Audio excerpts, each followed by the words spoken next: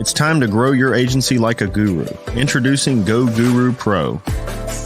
The Go High Level platform allows for minimizing software-based subscriptions and grants control over several facets of marketing and communication. Automate your workflow, communicate with your leads, book appointments in advance, and house all your clients in one secure location. Visit goguru.pro and schedule your one-on-one demo today. It's time to grow your agency like a guru. Introducing Go Guru Pro. The Go High Level platform allows for minimizing software-based subscriptions and grants control over several facets of marketing and communication. Automate your workflow, communicate with your leads, book appointments in advance, and house all your clients in one secure location. Visit goguru.pro and schedule your one-on-one demo today. It's time to grow your agency like a guru. Introducing Go Guru Pro. The Go High Level platform allows for minimizing software-based subscriptions and grants control over several facets of marketing and communication. Automate your workflow, communicate with your leads, book appointments in advance, and house all your clients in one secure location. Visit goguru.pro and schedule your one-on-one demo today. It's time to grow your agency like a guru. Introducing Go Guru Pro. The Go High Level platform allows for minimizing software-based subscriptions and grants control over several facets of marketing and communication. Automate your workflow, communicate with your leads, book appointments in advance, and house all your clients in one secure location. Visit goguru.pro and schedule your one-on-one demo today.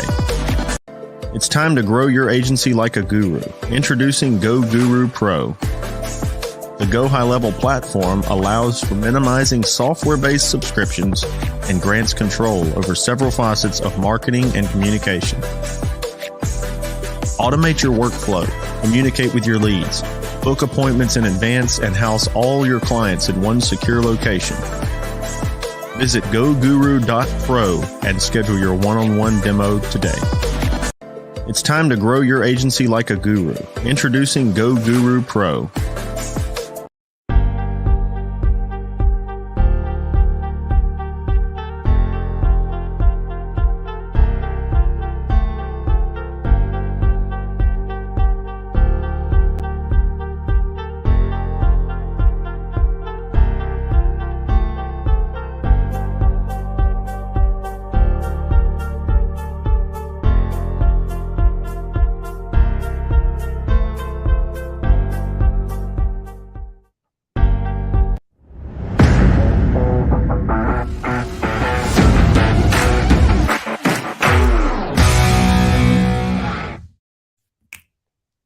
Hey, what's up, Justin? How you doing, Josh? Good. How are you? I am doing well. Sorry for all the loops there. Just over here working and had a little loop action for you guys out there. So appreciate everyone for being on today. And I'm going to give it a little bit of time to see if we can get some people going here. Let's see. I know when that hotline bling, Dabber, it's not live. Boom. I'm sure that's Matt Murray or someone still on the line. And perfect. I want to grow my agency like a guru. Well, you can head over to goguru.pro and do just that. So, all right, guys. Thank you for being on today with Josh and myself.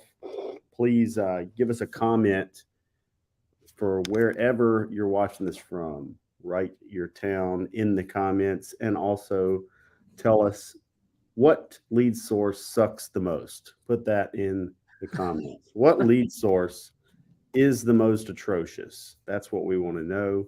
So let us know in the comments. We're trying to avoid stuff too, guys. We need some ideas on what to avoid.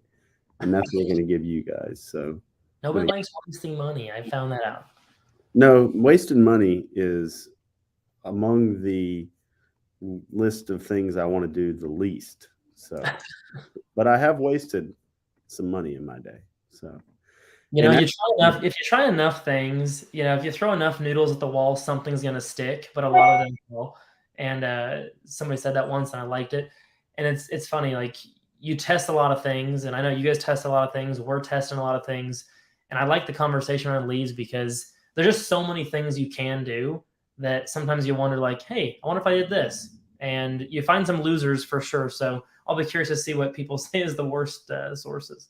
Yeah, absolutely. Looks like we got some leads that cuss me out, someone says here. So all kinds of stuff. Yeah, those leads suck, but you know what? DSNP Facebook leads. Yeah, they're cheap. Those are the ones that everyone shows you the lead price on. They're like, look at us. We're getting these for 50 cents, $1. It's like, Dude, yeah, they're in not. 2020, the first, not to cut you off there, but I have a story real quick. In 2020, the first lead, we did a lot of organic, grassroots stuff up until that point. But the first lead that I generated by myself, online lead, I was so excited. I called him, and I have never been cussed out like that in my entire life. I have never since, nor heard anyone else, but he was calling me all kinds of things, saying he's going to come find me at my house and all kinds of crazy stuff. And I've never had that experience. So since then, and there's some pretty bad ones out there. I think so. What I've found is on all mediums, you can develop awful leads and you can develop great leads. So you can develop really high quality leads through direct mail. You can develop awful leads through direct mail. You can develop really high quality leads on Facebook, and you can develop awful leads on Facebook. So you can even develop awful log call-ins from TV. Mostly it has to do with your messaging and what's your hook, what's your call to action. The lowest quality call to action gets the lowest quality lead. I mean, you got to think about how you would respond. What would you respond to? And what might be something you would download or that you would go after. And so we've just found that. And actually, it's what we're going to talk about today is what is the best lead source right now outside of AEP, and maybe it's not what everybody's thinking. When I got into the business, we were kind of leaving the era of, from my perspective, a lot of people targeting Medigap rewrites. That was the heavy target, Medigap rewrites. And then we were entering the era of the T65 target. And the T65 target was mostly direct mail, traditional media. And then a few of us were on the forefront of the T65 targeted through Facebook. And then some of us were doing Google.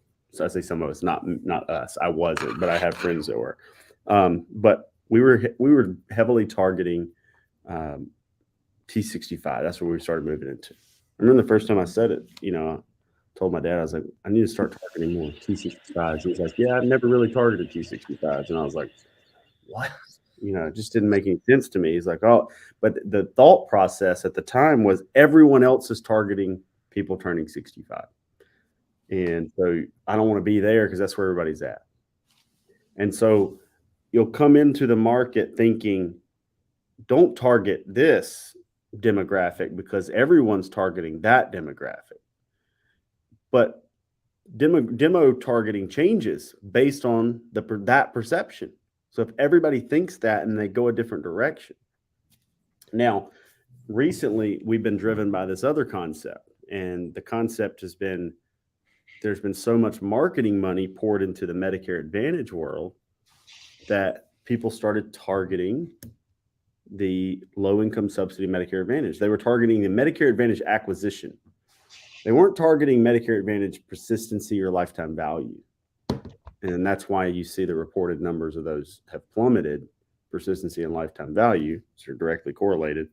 But they were targeting the quickest Medicare Advantage acquisition because there's been so much marketing money flood that it's easy to go for, and we know this, Josh, because we have other markets we're in too, but it's easy to go for a lower quality client, a lower expected persistency, if you can get your money back really quick on your investment. And Medicare, historically, the commission model has been made to where that's not the case. Like, we got to keep them on the books so that we can get our money back. So when I came in, like, it was always expected that you should want to get your money back in the first year. That was the initial lessons I learned. So like if I'm going to make, let's say I'm writing a med sup and I'm, at 20, let's say I'm street level, and I'll just pull up my calculator so I don't sound stupid. 21% on the med sup, and the average annual med sup nationwide is $1,500. So I'm making $315 a year for most states, roughly six years, right? So I'm making $315. So I could spend anywhere up to $315 to acquire that client and get my money back in the first year. Very difficult for people to do this when they're new, by the way, because they don't have any money. Most people come into this business with no money. It's one of the only industries. There's 3 industries. We call the acronym is FIRE: finance, insurance, and real estate. And finance, you can loop car sales into that, because really car sales is all part of the finance industry. It's not really car sales. It's about the finance. But finance, insurance, and real estate is where people go into business with no money. They don't have any, like anybody else is going, I'm going to go start a business, so I have to get inventory and I have to make money. But we don't do that in that. And I guess car sales maybe isn't in that, because a car salesman ends up being an employee. He's a sales employee. This is the only one where it's like, I'm going to start my business. How much money do you have? I have $1,100. Yeah. And a mortgage that's due and 6 kids. But that's people do that in insurance.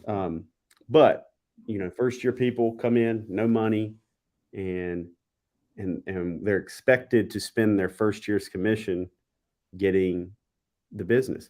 And it's not necessarily a bad expectation. And that's why it's good to learn how to cross sell, so you can live off your cross sell when you're really acquiring the core Medicare health insurance product. Well, I agree with that. And like at Medicare Con, again, kind of, my philosophy is just kind of the different stages of like what an agent goes through in the industry. And like, stage 1 person that's brand new to the industry, they need to be focused on something completely different than somebody that's stage 4 that has $400,000, $500,000 in renewals coming in, but they have no time. They've built themselves a lucrative prison, but built a time trap prison. Obviously those people need to focus on something completely different. And kind of looping it back around to what you started out with is just like, what are we seeing now? I don't know if I'm supposed to skip ahead here or not, but kind of like really, what are we seeing now as kind of the future of marketing, especially inside the insurance business? There's lots of different industries, but really, I guess I'll give my answer first. I'd like to hear your answer, but really it comes down to me like just providing a demonstration asset of some kind. And I guess the way I define that is really providing value up front, demonstrating to your audience that you know what you're talking about, giving them that value. And there's lots of ways you can do this. For us, obviously, we've done a lot of webinars in our day. That's worked really well for us on the T65 side. And I think that's a really cool place to provide value. Again, you're saying like, don't go where everyone else is going, go where the market's not, headed that way. And, if everyone else is doing, low income subsidy, doing a bunch of D-SNPs, doing flips, all that kind of stuff, maybe focus on T65 again.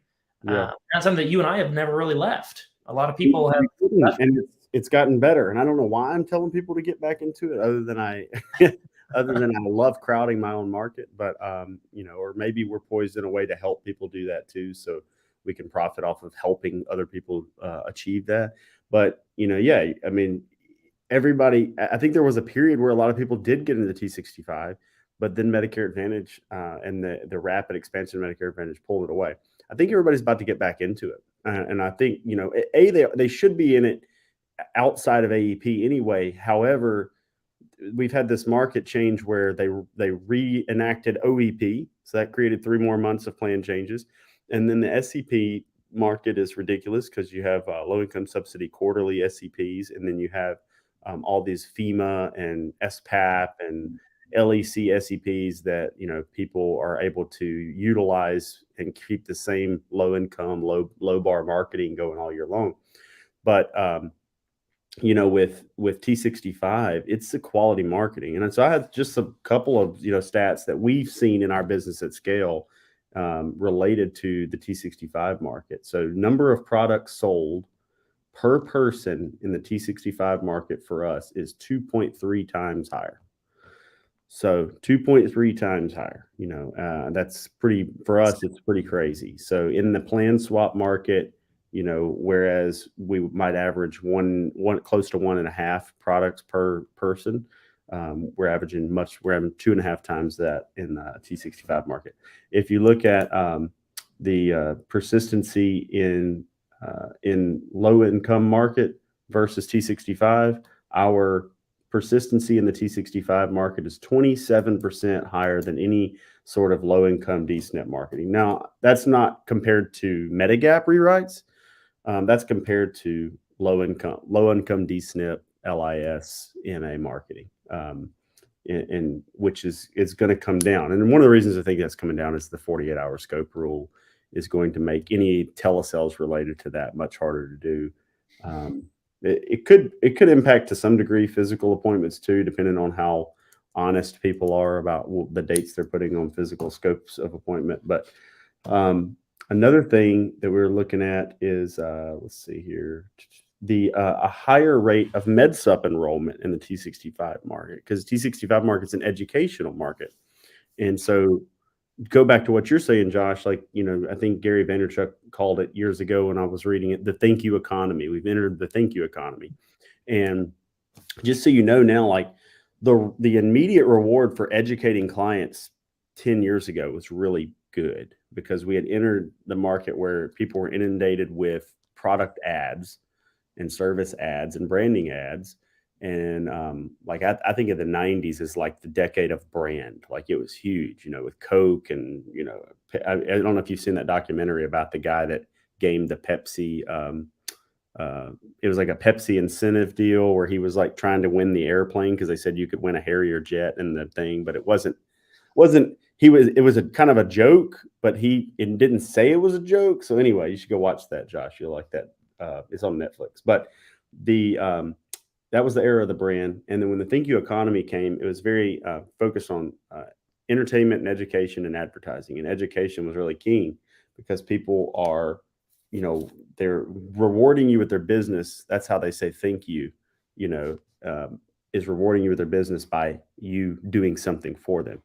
And what we saw was a huge reward for doing that about 10 years ago, 8 years ago, 7 years ago, 6 years ago. Now, I would tell you that if you're not participating in adding value before you get the sale, it's like necessary just to be like an average business. Like you really, because the market in today's world, and it's gone so much that way because you're competing, to your point, you're competing against everybody else that's already doing it. So you can't get into the content game and not play like Gary Vee plays. He's out there putting out so much content that if you're not doing that, if you're not putting out any content, you're not really even on the same playing field at all. And in our business, our industry has been slower to adopt this, which is good for anyone that's watching this. It's actually good for us, right? The ones that want to get out in front of it. But even this industry has started to, there's a lot more competition now that are putting out, really good things to the market. I know you're going to talk about something that you guys have been putting out that's been getting crazy good results. For us, it's been just as simple as the webinar model, just putting out free information that these folks really want and they need, and doing it in a way that they can see you, they get to know you, like you, and trust you before they even, call you. And that's kind of a weird concept to a lot of people, especially if you're used to doing, let's say you've been in the business for quite some time and you're used to doing business a different way. It's just, remember, like if you've been in the business for 30 years, remember when you got in, you probably had made some adaptations and that worked really, really well for a long time. And that's what we're trying to do now is I'm trying to take what's working and adapt it and, make it better. And I think that part of that is just this, like you're saying, Justin, this new thank you economy. And it's not quite so new anymore. Now it's kind of like you're saying, a prerequisite just to get on the same playing field. And you're right. I was thinking the same thing. We always follow the trends in the industry, which is great for subpar marketers to be in, because us subpar marketers are viewed as excellent marketers within our industry. But really, we're just looking at industries that move faster than ours and using concepts that they're already using, and they're using it, so many of them are using. Like, if you look at real estate or car sales or some of these other ones, they just move faster. And so to get into, so one of the things we're doing, and the webinar is a perfect tie-in because Josh has been using webinars since I met him, and has an excellent funnel that just continues to bear fruit, and now bears fruit for many agents that we have affiliations with around the country, a lot of them who we've met through Josh. But what we started doing a while back was leveraging the lead magnet. It's so funny, like concepts that are great that die, but when they die, you can recirculate them. Like trends that come back, right? You see like girls now wearing the 90s mom jeans. I remember my mom wearing them and me thinking, why is my mom wearing those mom jeans? And now like my daughter's wearing them. And I'm like, Yeah, they come back. what is going on? Right. So, but same thing happened. There's my wife. She's probably wearing some mom jeans right there in the comments. But but anyway, so when you see these trends come back in marketing, it's because some of us look at it and we're like, wait a minute, people are just not using the lead magnet the way they were. They are not using the lead magnet at the same rate. So when we started creating, I went to Nashville during COVID. We when it first opened back up, we went to not the Omni. It was the indoor, the Opryland Hotel. It's like it's pretty cool. It's an indoor water park. They had opened it back up in Nashville, probably sometime in late summer or fall 2020. And I went there and I was waking up at about 4:30 or 5 every day, which I don't do all the time. I'm not here to tell you to wake up early. Get those of you that don't believe that. But my wife and kids were sleeping till like 7:30. So I was like, I really wanted to write this book about Medicare. I wanted a consumer-driven, Medicare book written in my own language. So I was like, I'm just going to wake up every day 2 or 3 hours before they do and write this book. And I was able to bang it out. I got into that zone, which is good. And over that week, I wrote this book, and it's turned into like an excellent lead magnet for us. And we were sending it through direct mail. We do all sorts of things with this book, but not too long ago, I was talking to Josh, and we were starting to use it in Facebook ads as a digital lead magnet. And one thing that was really funny. I heard not too long ago, and this is kind of hit twice. You got to hear things 2 or 3 times before they click. And I heard somebody say, throw a little outbound in your funnel. And what they meant was, like sometimes we try to automate so much of the sale these days, or so much of our process, that we don't just pick up the damn phone and call people. And so Josh said, I was talking about automating different parts of these leads we were getting through Medicare Breakdown as a lead magnet, our book as a lead magnet. And the leads are coming in now at $6.56 a lead, T65 in 36 states outside of where we're marketing, with extremely high intent, high MedSup, middle income, great leads, because the messaging is, you're confused. Let us help. Let us educate you for free with a resource, no strings attached. But then John, 65 leads that are exclusive to you, that already saw your face as the expert and saw your title of your book that you wrote. That's phenomenal. Well, then you said, what you guys should just try.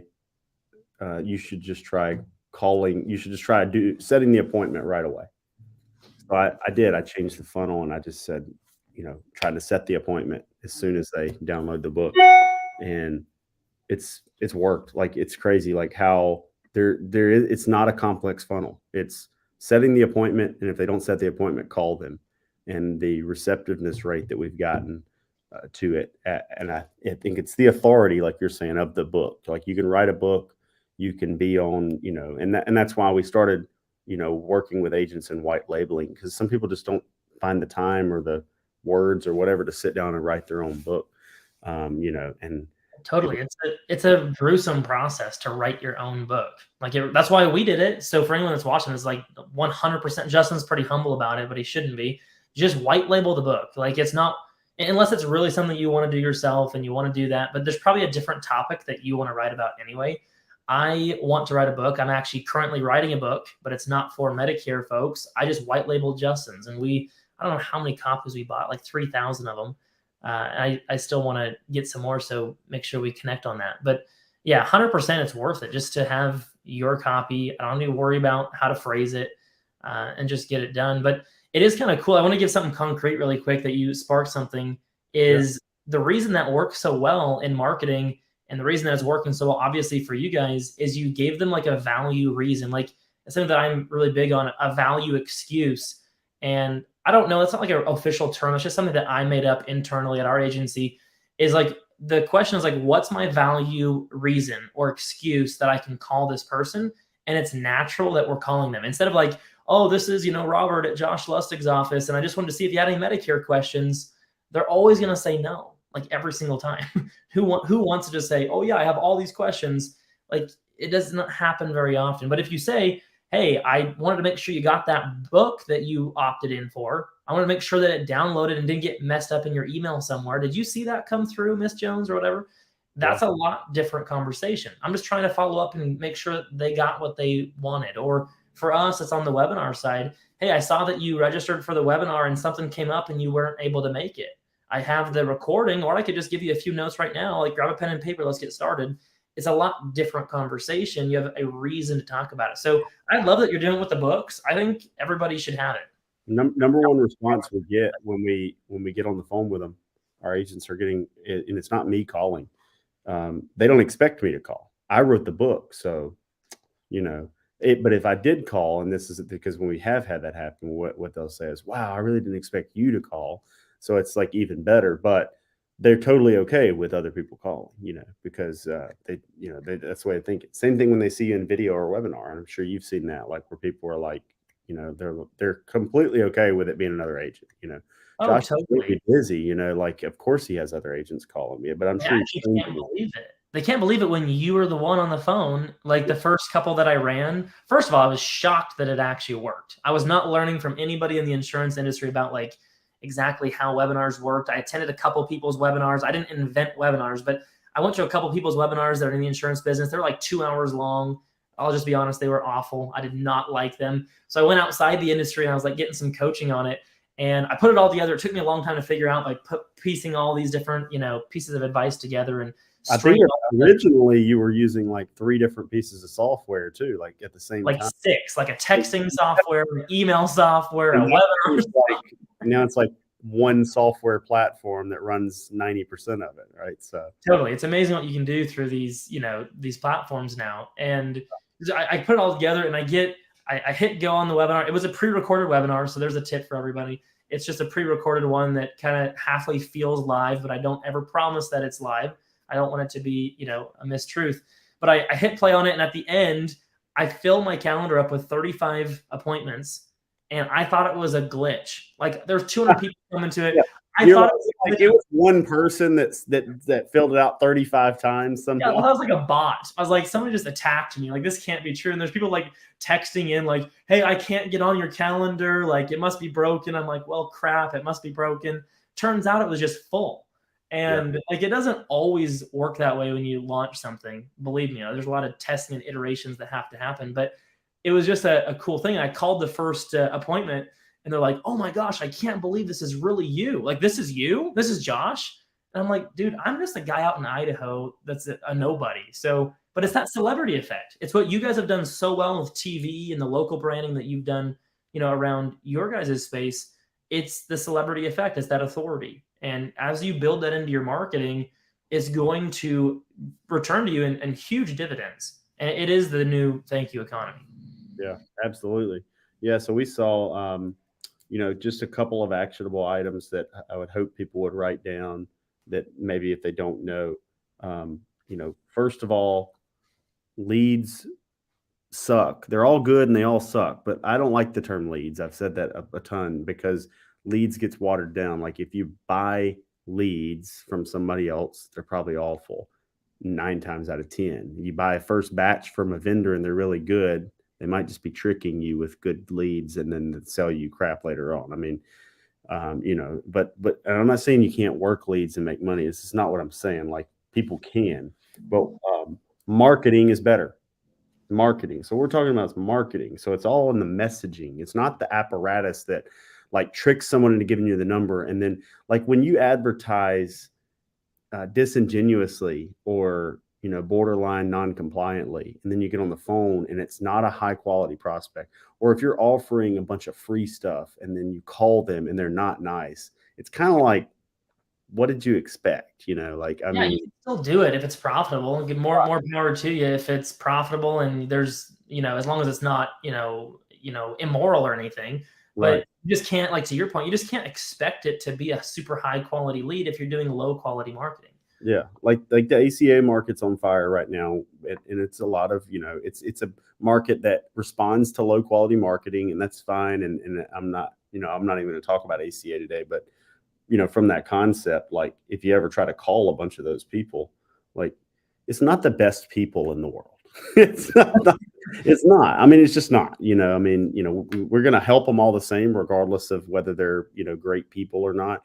But they tend to that low income market tends to be really, really difficult to please. I'm not saying like rich people are great either.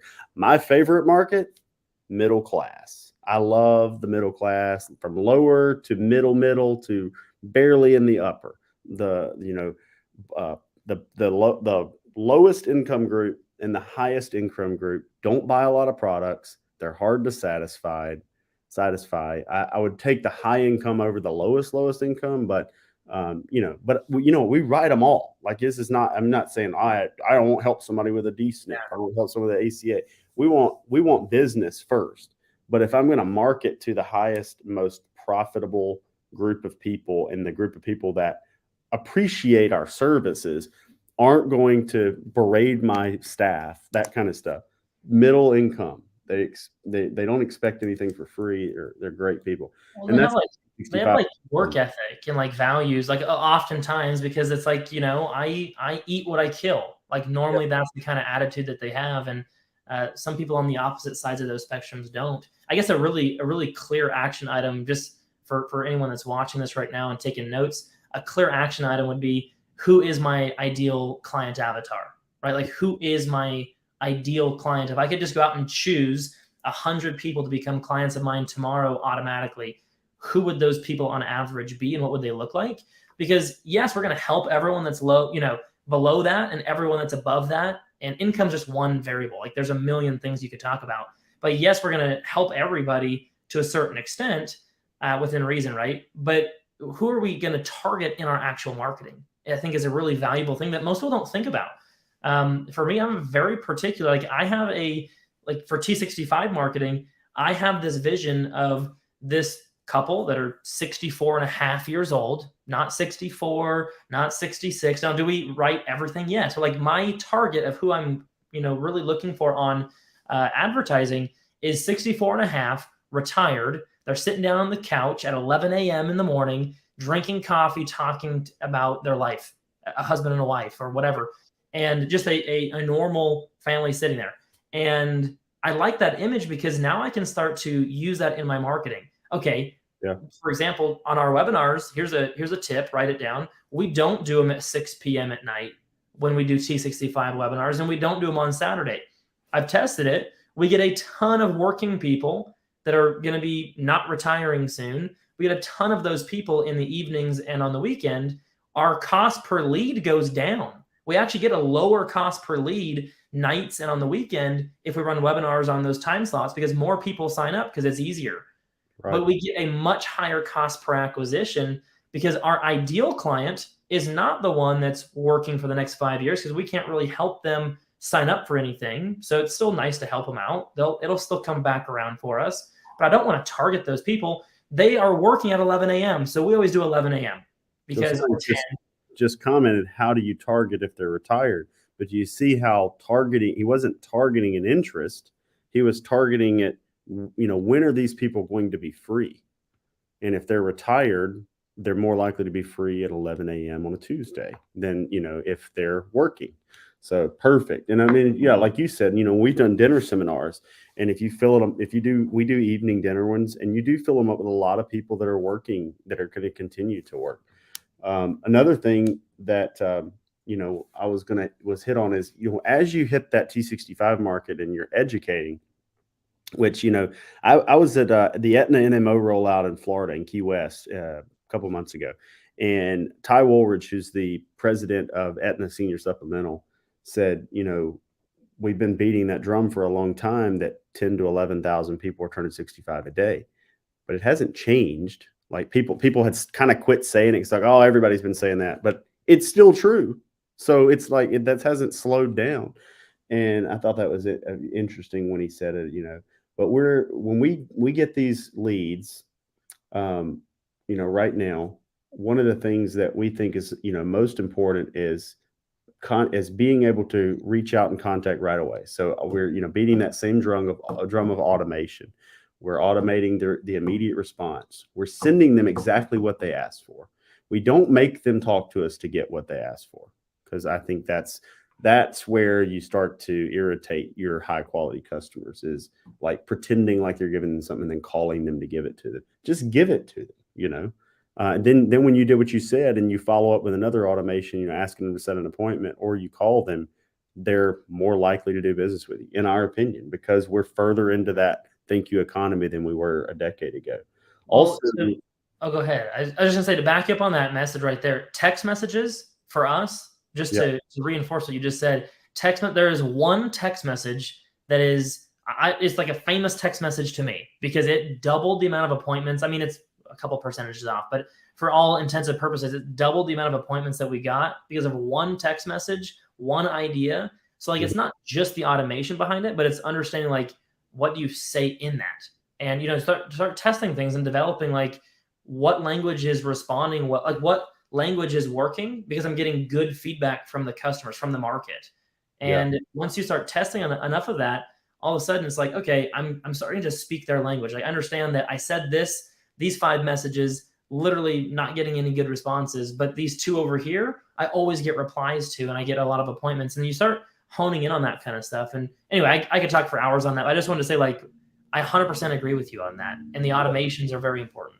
And then another thing that that we've seen is most people, when they're messing with their ads, they don't allow long enough for, like, it starts out and the lead cost is really high. So give you an example, like I started one. So Josh had, we share a lot back and forth. There's about 4 or 5 guys in the industry that I talk marketing with a lot, and really 2 or 3 of them, including Josh, that are the top ones that we really share stuff back and forth. And he was talking about this recent one, is a landing page conversion one. When I first started it, and he was having great results. My calls per conversion, and in this case, are lacking it to cost per acquisition, but the cost of it was looking like it was triple what I was spending before using a lead ad and then automating. But I let it optimize for a while, for about I guess 4 or 5 days, and then re-looked at it, and all of a sudden I'm like, okay, this is costing me half what it was costing me before. So just sometimes you have to let these things sit there and learn. I mean, that's you can't really say that enough to people, that you have to let Facebook learn. And when I used to talk Facebook to my dad, like early on, I'd be running Facebook, and I'd say, "Oh, Dad, I'm getting leads for this much." He's like, "Well, get all of them," like as if you just buy them, and down. He just really didn't understand it, but but it's kind of that, like, you have to understand that optimization of it, letting it do its thing, and then he would also say, well, what if they just want to send you the bad leads, or they want to charge you too much? Like, what if you're spending, he would always have these questions about it. And, one thing that you have to know about Facebook is they want you to get good results, because they want you to keep spending money on the platform. So they don't want you to not get, they want 2 things. They want their customers, which are the people that use well, not the customers, but their users, to have great user experience, as good as they can, while still monetizing the platform. But their customers, who are us, the customers are not the people that are on there. They don't pay anything for it. The customers, who are us, they want us to have a good result too, especially the higher paying customers. which I would consider mine.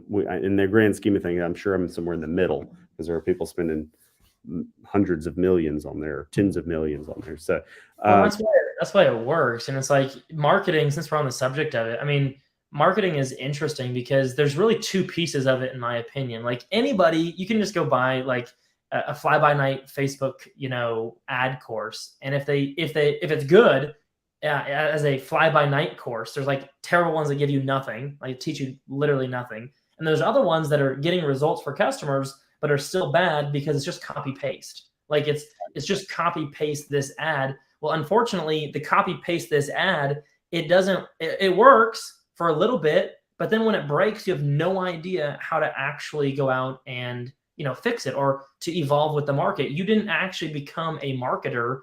You just became a copy paster.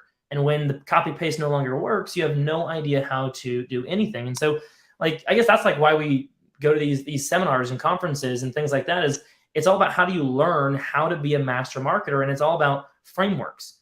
And just sitting here and going, oh, it's all about cost per acquisition instead of cost per lead.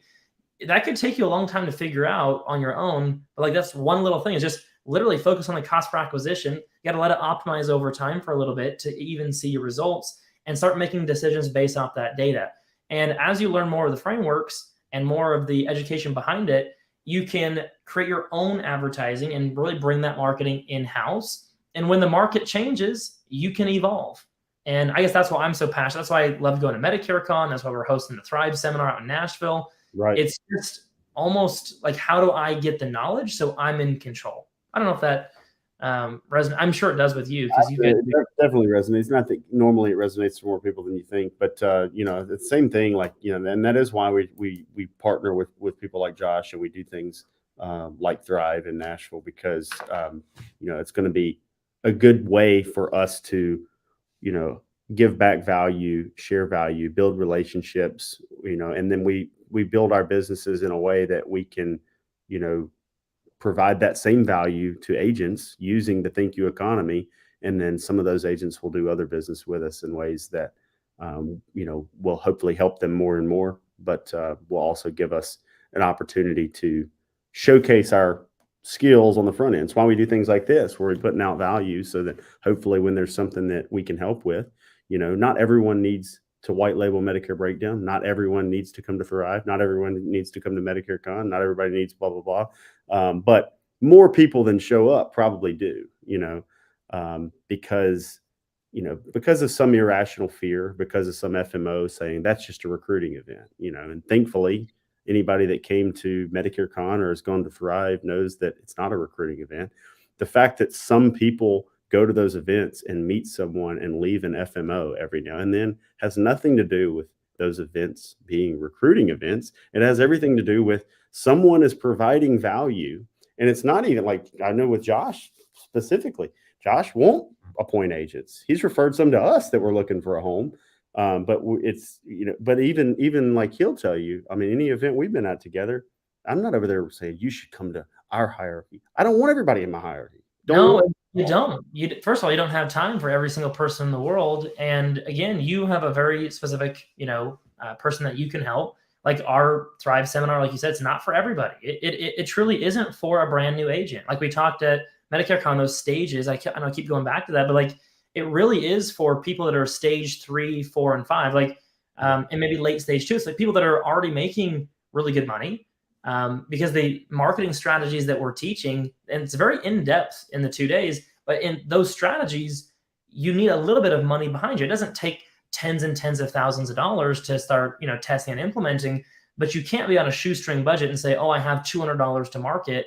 Like if you don't have $1,000 or $2,000 or $3,000 to use in your marketing, probably isn't the best event to come to, because all the strategies you're going to learn, you're going to be, pissed off going home saying, well, I can't implement it at all. But if you have a couple of $1,000 and you're like, hey, I'm going to use that money to grow my business. And for some of you, that's 20,000. For some of you, it's more than that. That's the kind of person that's going to learn a lot from this particular type of event, right? Because you're going to come in, you're going to learn how to use paid traffic to push. Instead of having a couple hundred people to talk to in a month, you have millions or hundreds of thousands of people going to your demonstration asset, your webinars, your book funnel, right? Like Justin or whatever it is.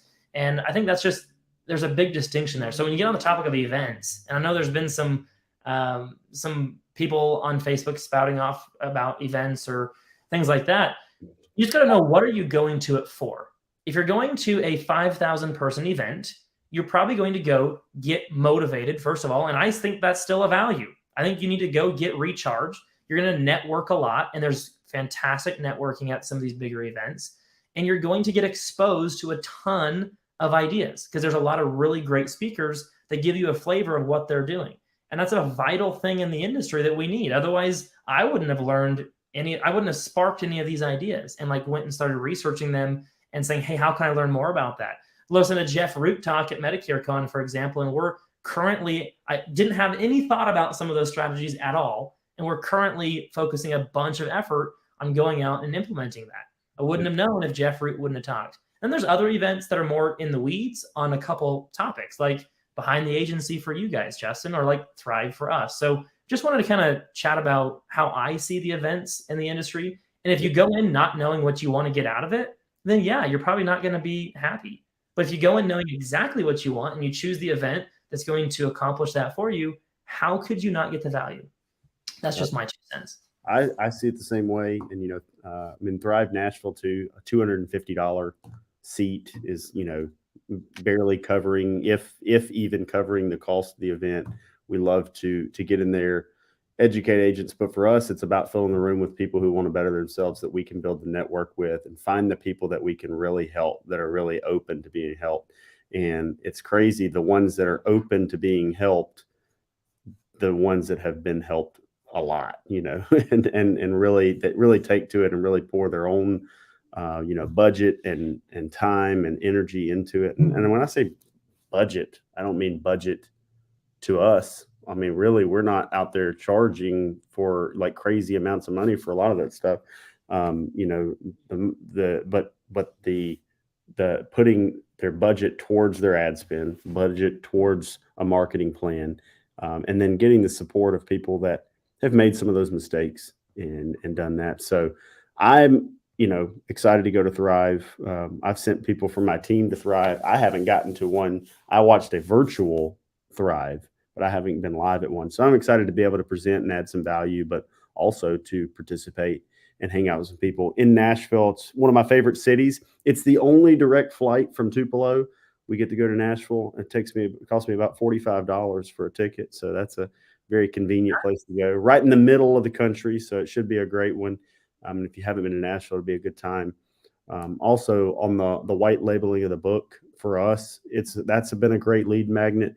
But if you want any other lead magnet ideas, you can go to our website, BobbyBrockInsurance.com. We've created tons and tons and tons of lead magnets on there. So, and we give them away to seniors. We sell that book on Amazon, but that's actually more from the SEO aspect of it than trying to make money on the book. I think my book royalty check now, with like 3 published books on there, is somewhere around $500 or $600 a month. So I'm going to retire soon. But that's cool. But it has nothing to do with, making a bunch of money off of book sales. It's all about having something that gives you some authority. And I'll be honest with you guys. There is everything that we talk about in marketing has a shelf life. If you wait too long to jump on an opportunity, and you can jump on it at the time when it's watered down and it's not working as effectively. And I'm bringing that up because being an author of a book holds a lot of weight still right now, but there is a time when it will not. And there's a market that's already happening in. If you're an author of a book to 25 to 35-year-olds, becoming less and less relevant because of AI. But even before AI, there were plenty of people pushing writing books for you, ghost writing books, and everybody was writing books. To the senior market, though, right now, it's still extremely valuable. And we're going to teach you guys, with Josh, verbatim at Thrive in Nashville, exactly with literal screenshots, setting it up in front of you, exactly how to create every Facebook book ad that we have, and every single way we're using it in direct mail with statistics of what we're getting in response. You didn't tell me that. You didn't tell me that you're going to do that. I honestly didn't know. And I'm a little shocked that you threw it out. Maybe we'll have to like take the recording down or something. But like people don't necessarily know how much value that is. And that's why you can say it like this in a public format, because most people will hear that, what you just said, and they're not going to go, actually go through the process and do it. And the ones that do, I am a testament to this. A couple of years ago, I was really a nobody. I shouldn't say it like that, but I had a couple $100,000 in renewals. That's a great, but I was not like this master marketer.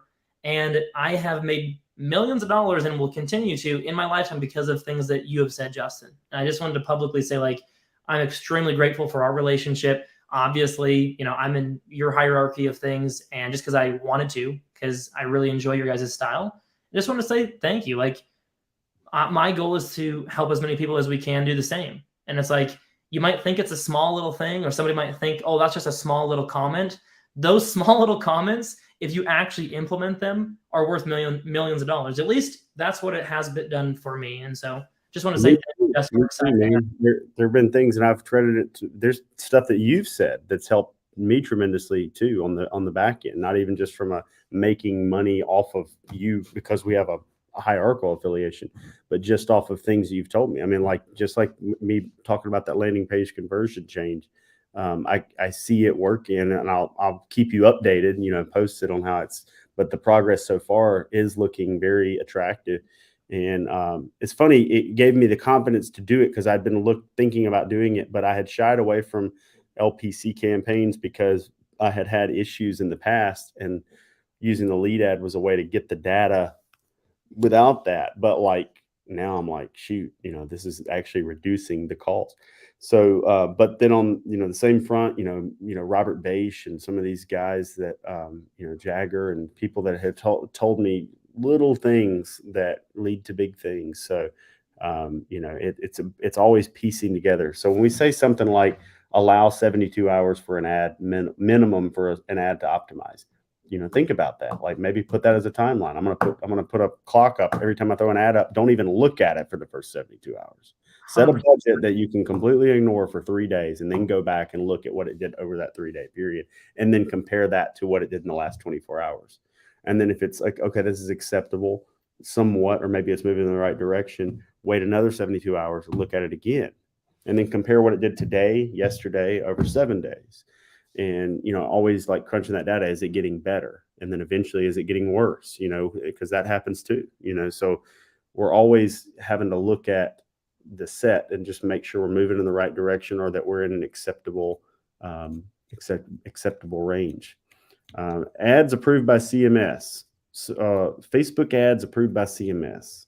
I hate questions like that. Sorry, Charmaine. The reason I don't know is we put the disclaimers in the ads, in the ad text now. Most of the ads that I'm running on Medicare are heavy med sup enrollment. So I will give you a quick pep talk on compliance.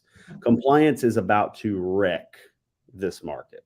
It's going to wreck it. It's not going to do shit to me, because I'm not out there with a whole bunch of CTMs and complaints. I don't have that, so I'm off the radar.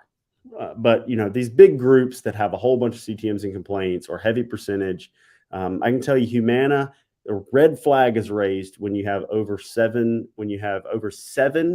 CTMs per 1,000 enrollments. So if you have 100 enrollments, then you don't even rate one complaint. We have around 2 per 1,000. So I'm UHC, it was 15 per 1,000 before they were raised a red flag. I think they're probably lowering that now, just because of all the pressure. So I would aim in that 7. If you're at 100 Medicare Advantage plans in a year and you have 1 complaint, you're over the threshold. So another reason to avoid the low income market, because who complains the most? Low income people. And most of the time it's erroneous complaints too, where they're complaining because they never gave somebody permission. Well, they did, but now that's a complaint you have to answer for. So we don't have to worry about that, because we educate, and the Medicare Advantage market that we're hitting is we don't do a lot of duals. It's not that we won't do a dual. It's just we just don't worry about it as much. Now, it doesn't mean I'm not going to actively pursue being compliant. As the year evolves this year, I think it will become more important to run your ads through CMS. But by through CMS, what I really mean is I'll use a carrier to tell me whether it's good or not. Well, and at the end of the day, if Justin gets in trouble with CMS, he'll probably just point that screwdriver he's been waving around. He'll probably just point that screwdriver at him. He has a weapon in his back pocket. You know what actually happened is I used to bite my fingernails because my mother bit her fingernails, and I picked up on it as a kid. And not long ago, I started putting that bittering stuff on my hands so I wouldn't put my fingers in my mouth. And so my fingernails have grown out, and I keep clipping them and filing them and all that, but they're growing really fast. And so I'm over here doing this, because it's like a new feeling I've not used to. So I've been wanting to comment on it the entire time, and I'm the only one that can actually physically comment. So I decided to do it. That's a weird. I had it sitting here because I was fixing something on the wall earlier, and then I'm just sitting here fidgeting. But it's better to have that fidget than put my fingers in my mouth. So there's a weird, interesting thing about Justin. Everybody likes it. It keeps you human in everybody's eyes, including mine. So I appreciate it. But honestly, yeah, we're extremely excited to have you at the Thrive seminar. If you guys haven't already, go check it out. Don't take my word for it. Don't take Justin's word. We have tons and tons of testimonials of what people have actually learned. And I only put those on the page so you get a vibe for what is the event like? Because I believe wholeheartedly in events. And again, this might be a good fit for you. It might not, but go check it out and see if the curriculum that we posted is actually something you want to learn about. And if it is, we'd love to see you in Nashville. It's July 11th and 12th. So you can go to ticket2thrive.com. I'd love to see you guys there. Yeah. And it's absolutely worth it. As far as I don't think there would be a mandatory hotel for Thrive.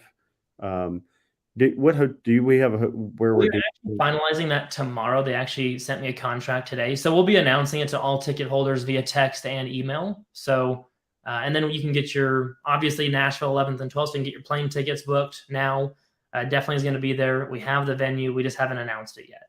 Yeah, and I think right in the middle of, if you haven't been to Nashville, if you wanted to stay at a different hotel or something, right in the middle of Nashville is the Omni, and it's just a good location. I like it. So it's right in the heart of the action. So, but yeah, we'll definitely, Josh will announce something, and but you won't have you stay anywhere in Nashville and have a great time.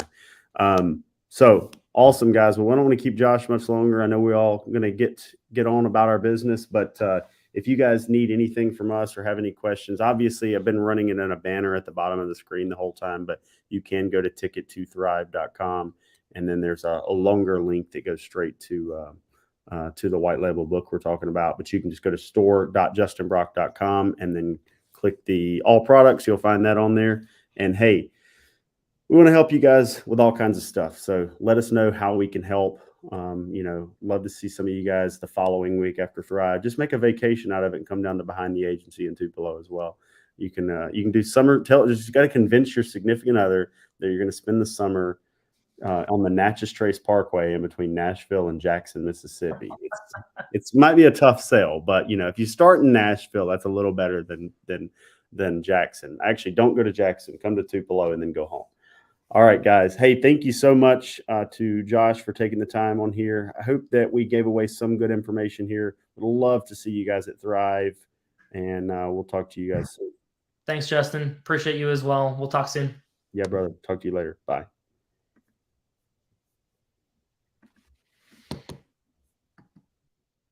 It's time to grow your agency like a guru. Introducing Go Guru Pro. The Go High Level platform allows for minimizing software-based subscriptions and grants control over several facets of marketing and communication.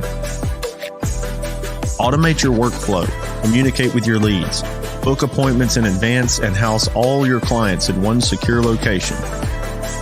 Visit goguru.pro and schedule your one-on-one demo today. It's time to train like a guru. GoGuru University is an ever-expanding, cutting-edge, interactive training platform with live weekly coaching calls constructed to train agents efficiently and compliantly. GoGuru University offers a library of training modules explaining Medicare A to Z, face-to-face and telesales training, SEO and other marketing, and much more. Visit goguru.university to schedule your one-on-one demo today.